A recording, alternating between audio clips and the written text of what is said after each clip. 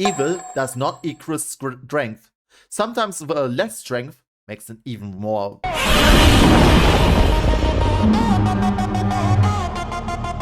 Hello! We have the most vile villain in anime and manga. Yeah, now we have something that's not funny, something that is serious. We are going really, really serial on this one. Okay. A prayer cannot be born of one who only knows of joy. Unknown. Okay, that's I want you to imagine for a moment that you were abducted as a child. You were thrown into a human-sized container and lowered with someone else in the container next to you. Once you both hit bottom, both containers are raised rapidly.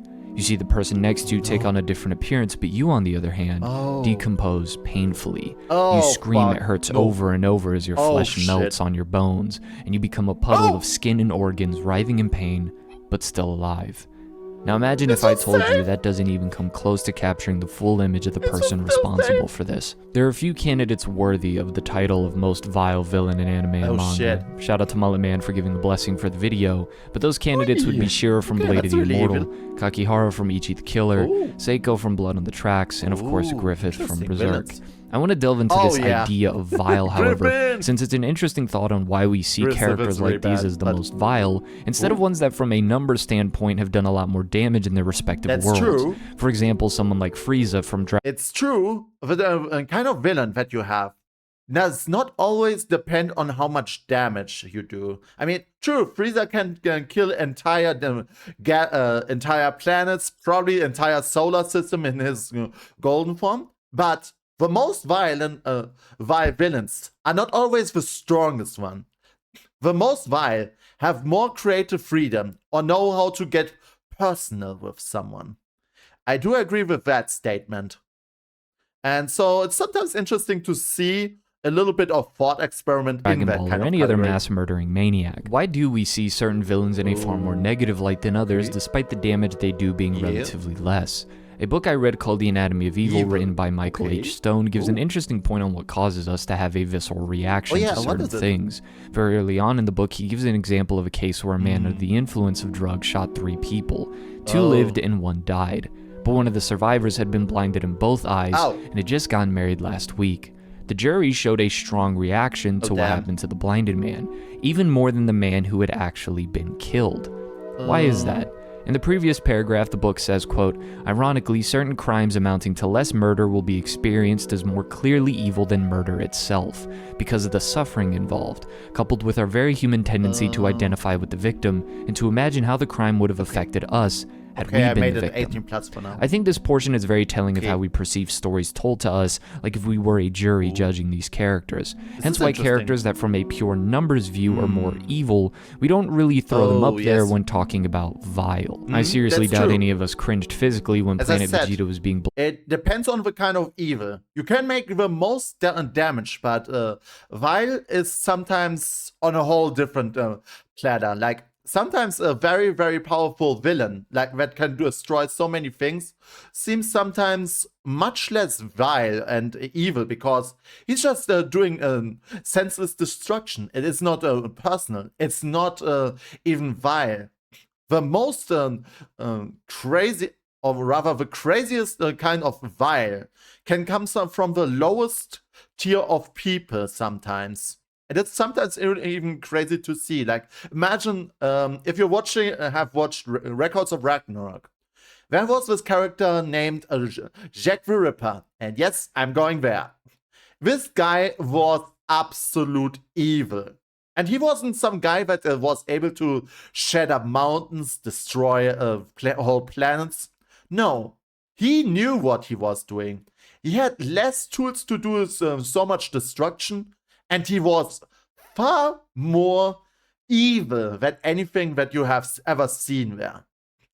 So evil does not equal strength. Sometimes less strength makes it even more blown to smithereens. The names I listed earlier, on the other hand, are seen as some of the most disgusting and incomprehensibly evil individuals. Yeah. Here we go. I would like to talk about who I think could be the most vile villain in anime and manga, despite only being around for 10 chapters in manga, or in anime form, 1 film. Bondrewd, the Sovereign of the Dawn from Made in Abyss. Made in Abyss is an ongoing series that started in 2012 Oh damn, Made in Abyss is already really crazy. and suffers from hiatus, and so it seems to have a low chapter count at 67, but each chapter I think is very efficient in moving the story forward. Warning, the anime and manga may look very cute, but it's very gory, so if you want to read that anime or manga, be prepared to basically see cute anime characters being ripped apart violently. Bring this up because despite only being around in present time for 9 to 10 chapters, technically starting at chapter 29, the story does a really good job of getting the most out of his peculiar personality and horrendous actions. Bondrewd is mentioned back in chapter 15 as one of the White Whistles, individuals known to be the best cave raiders, people who traverse the extremely dangerous layers of the abyss. The first White Whistle we meet is Ozen the Immovable, someone of supreme strength and a horrifyingly cold and blunt personality who explains the dangers of traversing the lower layers to Reg and Rico, the 2 primary characters of the story. She is stated to be unrivaled in physical strength amongst the White Whistles, and given what we know of her, it is safe to say her words carry weight and credibility. This is important for context because as she lists the dangers of the abyss and the White Whistles who were in the lower layers, she singles out Bondrewd. Even so, you should do your best not to stay in the 5th layer for long. Reg asks why that is, and Ozen responds so that you don't bump into any of the other White Whistles. The depth's 5th layer, the Sea of Corpses, is as deep as humans can go and return alive. I suppose some of them are there. Those who are down in the abyss right now are the Sovereign of Guidance, Wakuna the Chosen, the Sovereign of Mystery, Shraja the Mysterious, the Sovereign of Dawn, Bondrewd the Novel. Among them, Bondrewd in particular is an out-and-out scoundrel. He's not kind like I am, so you better be careful. Mind you, at this point, this is coming from the character that just beat Reg damn near within an inch of his life to prove a point. It's always an effective thing to have other characters speak on an antagonist and build up the reputation of that character, and then we see said antagonist confirm the fears through their actions. If the this is something that I like more. Like, if you hear a person basically talk about saying, "Oh, he's so bad, he's so evil," that is truly already giving you the feel of a character, saying or just setting the stage. But what makes it more interesting or more convincing is actually seeing that character doing very bad things. Like, it's a sort of confirmation of the words before. Before, you only heard of these things. You didn't really have anything to go by. You maybe imagine things, but as soon as you actually see them, our reaction is much more interesting, if I have to say so myself. Character is pompous and full of themselves, and it's no surprise if the villain sort of hypes themselves up, but when trying to build up a character that isn't going to be present for a bit, I really do think it's a simple but powerful method of adding weight to that character. Ozen, being the communicator of said information, isn't shown to be a dishonest individual. If anything, she can be faulted for being too honest. But in this context, she has seen the terrors of the abyss and has been affected by it, and is now warning these 2 who want to venture into its depths. I didn't catch this at first, but since it's one of the only descriptions we get. If you're wondering what this is all about, the abyss, there is some sort of huge hole. Yes, there's a huge hole, and this is called the abyss. It's this sort of ever deeper place where humanity just goes deeper and deeper to just find things. And as they go deeper, there's some sort of curse or effect that the abyss has on people, which they are describing. It can change humans physically or other ways, and it's not really healthy. Like, imagine going into a place with radiation, just instead of destroying all of your genetics, is just mutating them. It's mutating them, changing them in ways incomprehensible to your human mind, and yeah, you get the rest, probably. It's not good. Very bad. of Bondrewd before meeting him, I looked into the definition of scoundrel since I believe that word was used intentionally, at least in translation. A dishonest and unscrupulous person, a rogue. And unscrupulous is defined as having or showing no moral principles, not honest or fair. In retrospect, scoundrel is without a doubt the perfect word to describe Bondrewd. Someone who you cannot let your guard down around. An untrustworthy individual who has no conscience, is unethical, immoral, or the more appropriate word would actually be amoral. This is the portrait painted to us about Bondrewd, and how foreign parents describe their children when they grow their hair out. I do have a bad habit when it comes to overdoing the intros of these videos. I don't know if there's something that can help with that, but I do know of something that can help with other bad habits you might have, as well as help me justify the amount of time and money I put into the new channel aesthetic. A smooth alternative that is the sponsor of today's video, Fume. Fume is a non-electronic, no vape. No, thank you. We are not vaping. We don't promote vaping. And we get a look into Bondrewd, and thank you to Fume for sponsoring today's video. It's over. The next time we get a look into Bondrewd is through the perspective of Nanachi, the third primary character of the story who clearly has ties to Bondrewd. Here we go. A flashback scene where he praises her for the new cartridge and tells her to smile since the experiment was a success. So despite him, again, really only being around and active for 10 chapters, he's given a healthy amount of build-up and is directly responsible for the most infamous scene in the entire series. Really one of the most unsettling and brutal scenes in anime as a whole. During this flashback scene, warning to everyone that is not good with these kinds of things. If you don't like anything too violently mutated or just suffering, please be very careful. See how Nanachi went from a normal girl to having the form she does now, as Bondrewd took a... This is the mutation I spoke for. Apparently, the further you go down in the abyss, the more your physical form is just being altered by the abyss. Like, you lose your humanity the longer you are in the abyss. So, it's actually even worse than radiation. It doesn't destroy you. It doesn't give you even the sweet release of death. It just does something more horrible to you. You basically become a furry, or in even worse cases, a blob. Bunch of children to use as experiments. Brave children who do not falter even at the prospect of setting foot inside the chasm. Please take a step forward.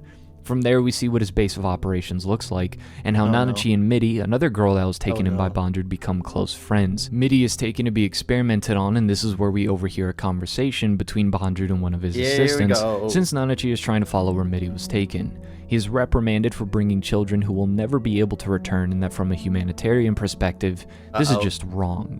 Bondrewd is quick to respond and says there's no need to worry since he's not making use of them as humans. Nanachi is also captured and placed in a large container next to Midi, and that's when we get to see Bondrewd's motive. The 6 layers curse, death or loss of one's humanity. I'd sure like to do something about it. Those chambers you are in are capable of forcing the curse all to one side. Attempts that paired a person with something besides a fellow human didn't go well. However, Nanachi just happened to come join us. I regret having to use 2 adorable little beings such as yourselves, but as you two were such close friends, I'm sure this shall be a success. See, this is true evil. It's personal, it's close. He's not even killing them in a sense. He's doing something far worse than killing them. Like, sometimes the worst thing that you can do to a being is not even killing them. There's even worse fates than death. And this is one of them. Midi says they were tricked, and Bondrewd tells them that thanks to all of them, the darkness shall be driven out of this chasm. They weren't tricked. And so he lowers both of them, and as the containers are then raised, Nanachi transforms, and Midi, well...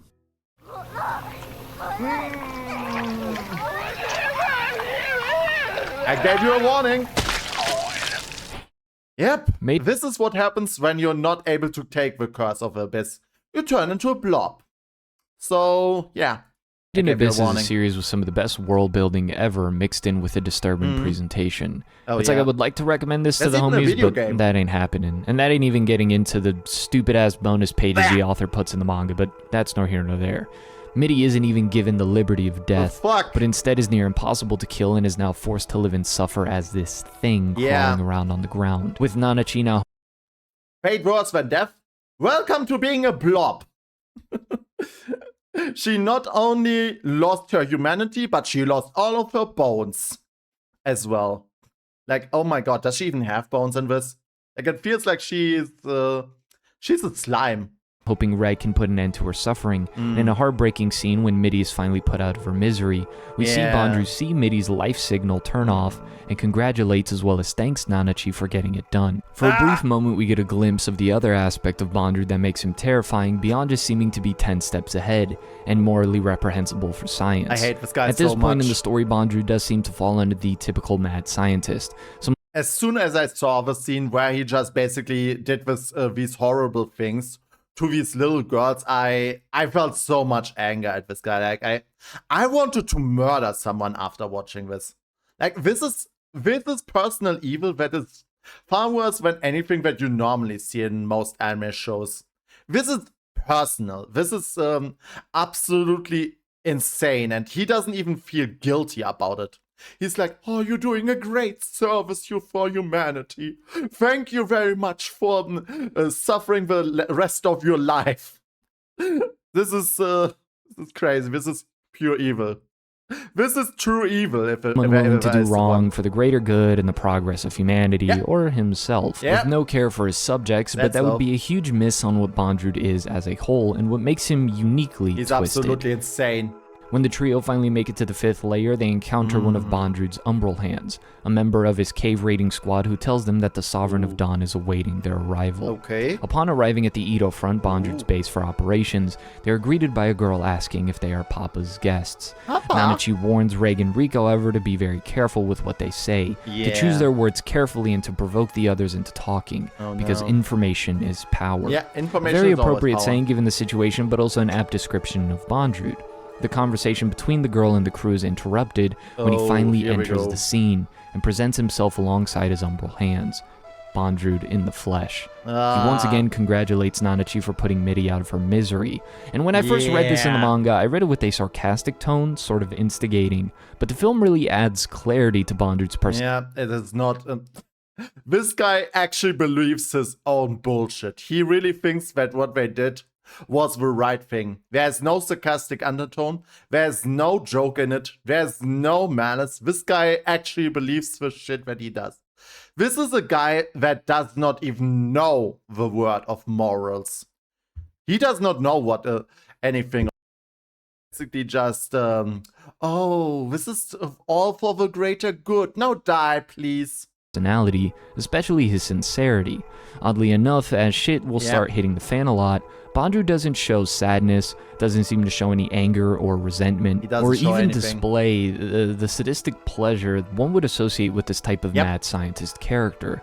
But if not, his tone is constantly upbeat, joyful, caring, and at no point do we see him with a different tone behind closed doors to indicate that isn't how he genuinely is. Because up to this point, one could write off Bondrewd as the typical crazy science man again, one who belittles those who do not understand his research and a goal for the greater good, but we are soon to see that Bondrewd can't be as easily boxed in like that. A little bit of time passes and Reg and Nanachi are nowhere to be found, and Prushka saves Rico from climbing up the forbidden steps on her own.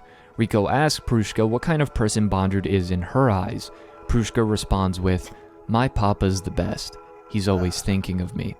This is such a strange thing to hear given how the first scene we see Bondrewd in for an extended period of time is him showing no issue and sacrificing a little girl, but at the same time he is capable of raising a child who sees him as the best father she could have. But the next scene gives us a good look into Bondrewd and the way he sees things. We see that Nanachi is with Bondrewd and shows surprise at him having a daughter. He states their blood relationship is weak, but she is his daughter. When questioned about that, he elaborates further. Is what they call family restricted merely to those related by blood? I do not believe that to be so. Having souls that love each other is what makes people family. Blood just helps in that regard. This guy has no concept of right or wrong. He will do anything to a person if he thinks it is for the greater good. He has no morale, nothing that basically filters out his evil or just stops him at all. This is an interesting kind of villain that you rarely see nowadays. Like most of the time, the villain that we have in most stories are really black and white, if I have to say so myself in that kind of sense. Like you have this classic villain that wants to do bad things because He wants to do bad things. Okay, let's take an example. We have this crazy scientist. He wants to take over the world. Cause why not? I can do this shit. I'm evil. This is the typical villain, but this is a guy that thinks he is the hero of his own story, okay? He thinks he's doing a great service. He's doing something great for humanity. And he's not afraid of killing as many and as close as possible for his goal. Because in the end, it's for the greater good. I'm doing a favor for everyone. You should be thankful to me. This is this guy's mentality. So, yes, it's not easy to pin him down. It's just, this kind of villain is really rare nowadays. As I said, most villain stories are so weirdly black and white nowadays. And seeing something that is out of a norm is sometimes refreshing, if I have to say so myself. Love. It's a matter of love, Nanachi. I'll get back to this. Nanachi agrees to help Bondrewd again as long as Reg and Rico aren't harmed, and Bondrewd apologizes saying it's too late. And then we see Reg being brutally experimented on as his arm is severed before being stopped by Nanachi, Prushka, and Rico. The scene where Reg gets experimented on is pretty bad in the manga, but it's even worse in the movie. Although maybe not as bad as hearing Reg's name being said in the subversion. I should have given more of a warning. Oh, damn. I should have given another warning. The group escapes for a moment and springs a trap on Bondrewd, having him and his umbral hand surrounded by the deadliest monsters in the 5th layer.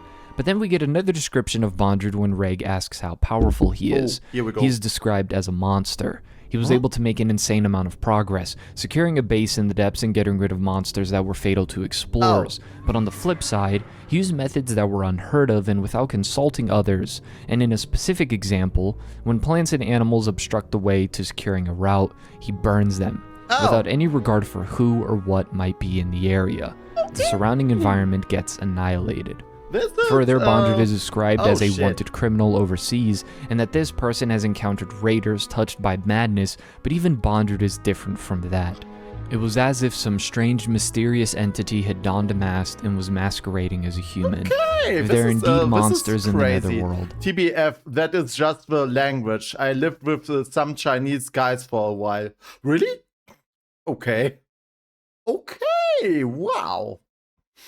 Okay, interesting.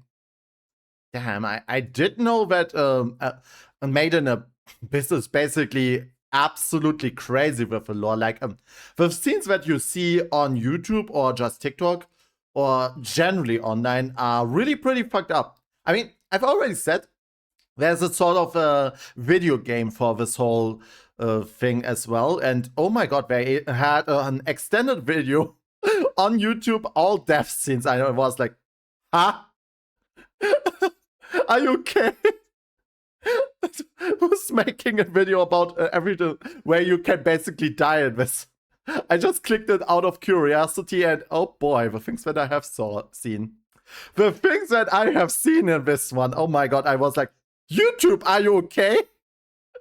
Are you okay? Things like him would qualify. Reg believes he finally defeated Bondrewd. Prushka, watching it all go down and approach the dead body of her father, starts breaking down into tears. Yeah, the umbral hand taking care of Prushka walks over and takes the helmet off the dead body and puts it on, revealing that he is in fact the real Bondrewd. Yep. More so that he is immortal and all of the umbral hands are Bondrewd. Leaving with Prushka, and immediately after, we see him marking her. Okay, so this is basically the first character or the first evil guy that is able to achieve immortality. Yeah, sucks to be you, Freezer. Someone did it before you, and he's way more evil than you. Her body ready to perform an experiment on her. So which one is it?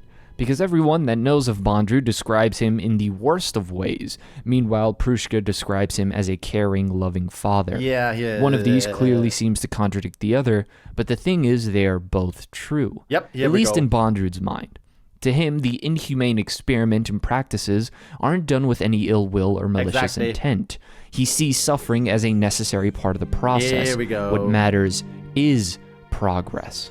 So even if he is sawing you in half while you are still awake, if that contributes to the goal of conquering the abyss, then he sees it as an act of love. Yes. I might have used the word sadistic to describe Bondrewd in the past. His actions can certainly be seen that way, but he does not derive pleasure from bringing others pain. Oh no, he derives happiness from accomplishing the goal. Even if the progress isn't made by himself, he is glad. He sees it as a marvelous thing. Even if it's his own death that's being caused, he always remains with a constant politeness. This is basically the saying where they, do you know the saying, we made progress, but at what cost?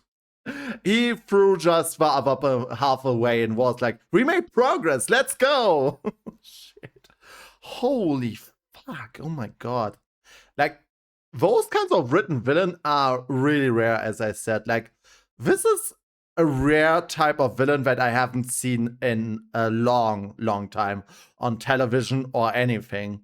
Like, I mean, it's his human nature that we are sometimes really contradicting. We have sometimes people with mental disorders or things in their head that they can't understand things like how other people usually do. And I find it interesting that we have a character that is breaking the norm, because this is actually, I have to say it, and I'm sorry if I'm offending anyone here with it. It's more human to see someone that's outside of a regular norm, okay? Like, all of these characters are always so moral, they know that they're doing what is wrong and everything, but something like this, it's absolute pure evil, and it makes sense. People are all different. There's all kinds of types of people, so having different kinds of villain is sometimes really refreshing and interesting, which makes me not as angry to basically chop this guy's head off as soon as I would see him, which would probably do nothing, but I would feel better at least. Like, oh my god, this guy is, oh, what he has done is absolute villainy. This is absolute, oh. And he doesn't even know that what he's doing is bad. He has no concept of that. He really believes what he's doing is right, and that is the scary thing. Those kinds of people are able to do everything if it means that they're getting their goal. Without filter or without just anything stopping them. Those are we the never most see otherwise. Those are the real This isn't somebody who villains. understands what they are doing wrong, but allows the success to hush his guilt, because he has no guilt It's funny how I always say everything what he's about to explain. at all. He doesn't show remorse or sorrow for his actions, outside of apologizing to Nanachi for jumping the gun and experimenting on Reg. Bondrewd is, as I described earlier, seemingly completely amoral. Not a human being killing another with some sense of morality, but more so like an animal killing another for food. He is without any moral constraint or limitation, and this allows him to view his own actions of ones of love. There is a question, however. What about all of the other children we saw that were in Bondrewd's base? We are then shown a room full of cartridges we heard of earlier. Nanachi explains that the kids were experimented on and are turned into living, suffering, fleshy curse repellent. What? He did what? And shoved into containers so that Bondrewd can explore the 6th layer of the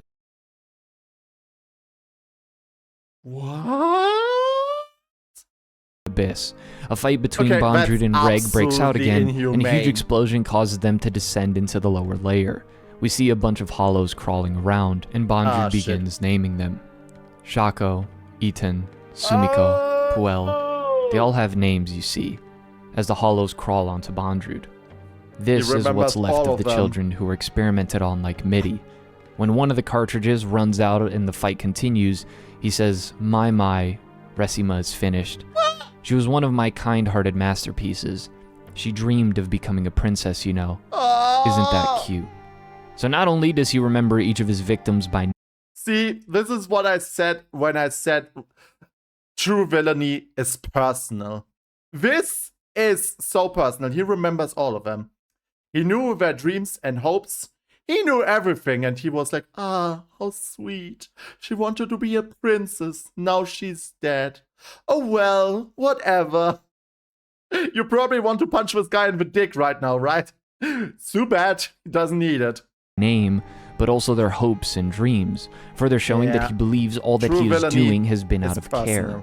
The fight continues, and all of the cartridges run out, giving Bondrewd a similar transformation to Nanachi, which he refers to as a blessing, because in his mind, a curse or a blessing might as well be the same thing. As the cartridges shoot out, he continues to name them one by one.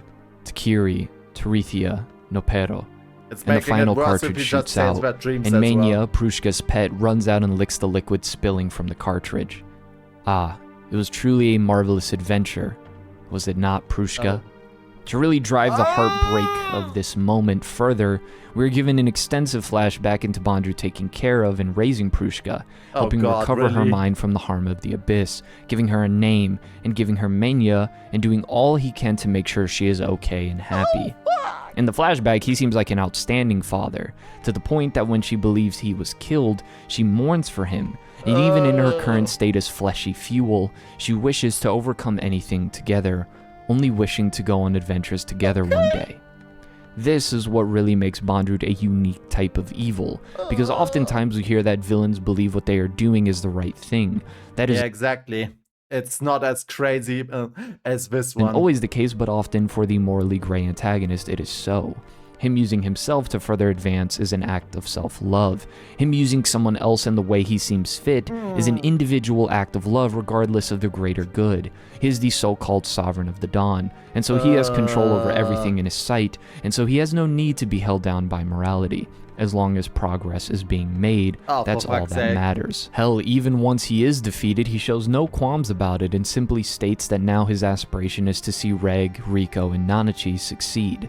All in the name of progress. Oh god. Prushka in her final moments then turns into a white whistle for Rico to use, which could be argued as part of Bondrewd's plan all along. Considering that he always seemed to be a couple hundred steps ahead, I wouldn't put it past him.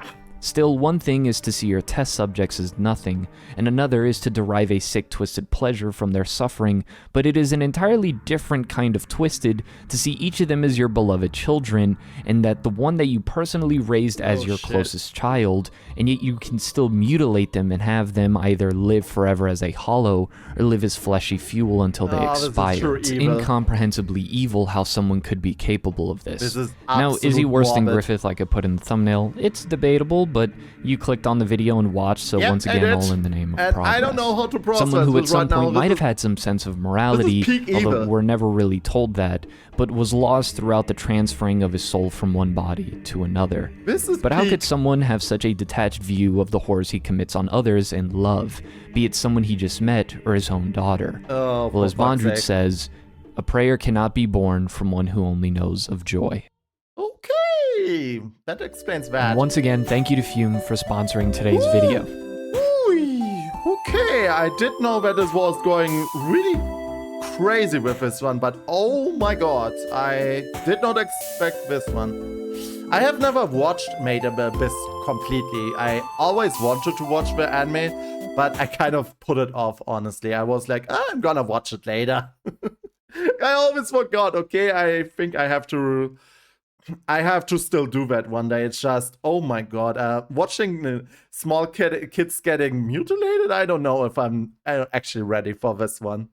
I'm not really ready for this one, but yeah, as you can see, this is how you write true evil in its perfect form. And oh my god, this was a lot to take in, right? I usually do lots of funny stuff, but I also cover stuff with anime because I'm all about the anime, and things that are interesting are just interesting. Oh.